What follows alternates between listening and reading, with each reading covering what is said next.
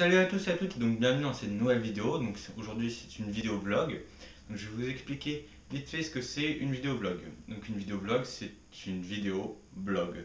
Donc à la place que ça soit écrit donc sur internet, sur les blogs Skyrock, tout ça, c'est donc fait en vidéo. Voilà. Donc dans mes vidéos vlogs je traiterai d'un sujet principal et puis je pourrais dériver vers d'autres sujets. Voilà, je me laisse la liberté de faire un peu ce que je veux dans mes vidéos vlogs. Contrairement aux vidéos analyses où là c'est écrit, monté, tout ça.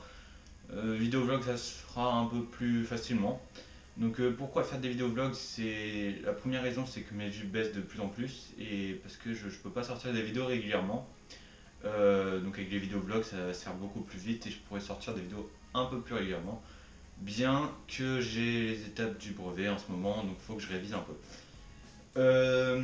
Donc aujourd'hui, il est question donc, de Captain America's Winter Soldier, réalisé par Anthony Russo. Voilà.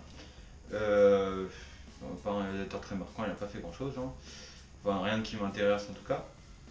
Et donc, avant de vous parler du film en lui-même, je vais vous parler de Captain America, tout simplement. Donc, des origines du personnage. Donc, Captain America n'est pas forcément un de mes personnages préférés, car il fait partie de ces personnages qui sont sortis dans les années 40, tout ça, donc Superman, Batman, donc tous ces héros un peu kitsch, bien que Batman a été repris vers un côté un peu plus sombre. Et ce genre de personnages kitsch comme Superman et Captain America, ça m'intéresse pas trop. C'est-à-dire que c'est les premiers super-héros, donc avant c'était hyper original tout ça, mais maintenant c'est des héros assez basiques avec des costumes assez ringards. Bien que Batman, donc, comme je disais, a été repris plutôt bien, même dans les comics, c'est très bien adapté. Alors que Captain America aussi, hein. Mais bon, voilà. Moi je préfère plutôt les personnages un peu plus réalistes, comme dans les Watchmen, ou Kick-Ass, ou des personnages un peu plus sombres comme Batman. Captain America, ça fait pas trop partie de ce genre de personnage. Il a été conçu donc en 1940 donc pour l'effort de guerre américain. Donc ce n'est pas que dans le film, hein, dans The First Avenger. Non, non, le Captain America a vraiment été conçu, c'était un héros de propagande pour l'effort de guerre américain contre l'armée nazie. Donc le premier ennemi dont il va se battre, hein, dans le premier numéro de Captain America, c'est justement Hitler. Voilà. Il a été conçu vraiment que pour ça. Hein. Donc il a été conçu par Joe Simon et Jack Kirby. Voilà en 1940. Voilà, c'est tout ce que j'ai à dire sur la création du personnage. En parlant du film, donc au casting il y a Chris Evans. Donc en parlant de Chris Evans qui avait joué donc la Torche Humaine dans les 4 Fantastiques, hein, film qu'on pourrait facilement oublier. Euh, Tout ça pour vous dire qu'il va y avoir un prochain 4 Fantastiques, j'ai vu, et donc un prochain acteur de la Torche Humaine. Et Chris Evans a réagi, donc ce prochain acteur de la Torche Humaine est donc Michael Bay. Michael Bay qui est afro-américain. Hein. Tout le reste du casting c'est comme ça, hein. C'est que des acteurs qui ont rien à voir avec leur personnage, physiquement. Hein. Après pourquoi pas Samuel L. Jackson a joué Nick Fury alors que Nick Fury de base était blanc. Ça l'a plutôt bien fait, sauf que la sœur, donc la femme invisible hein, de la Torche Humaine, est blanche. Et dans le film aussi, non. Ce n'est pas une famille d'Afro-Américains.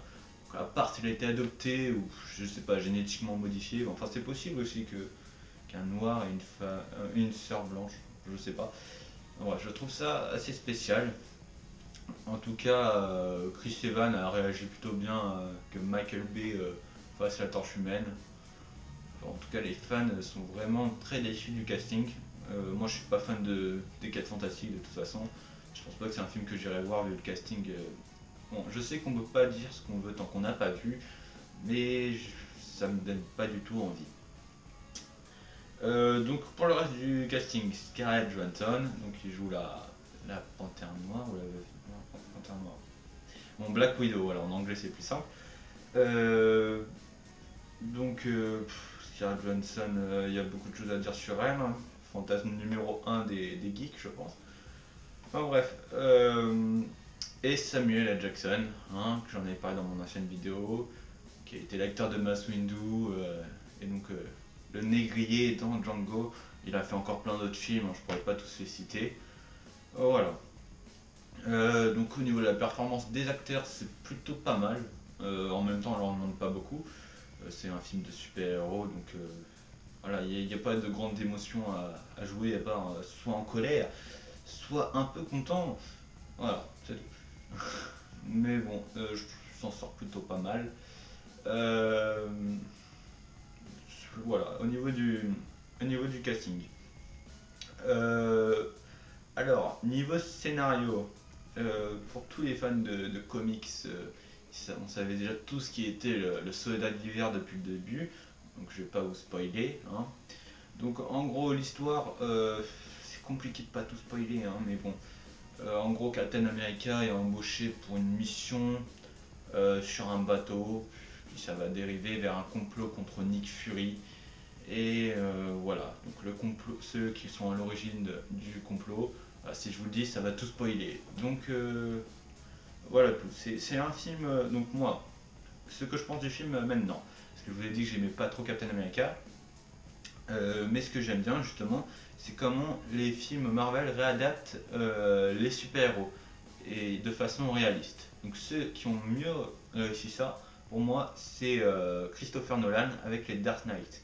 C'est-à-dire qu'il a pris le héros de Batman qui est pas forcément très réaliste et on a fait un héros super réaliste.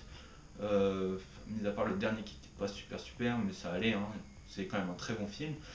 C'est lui qui a vraiment réussi à ancrer les personnages dans l'univers réaliste.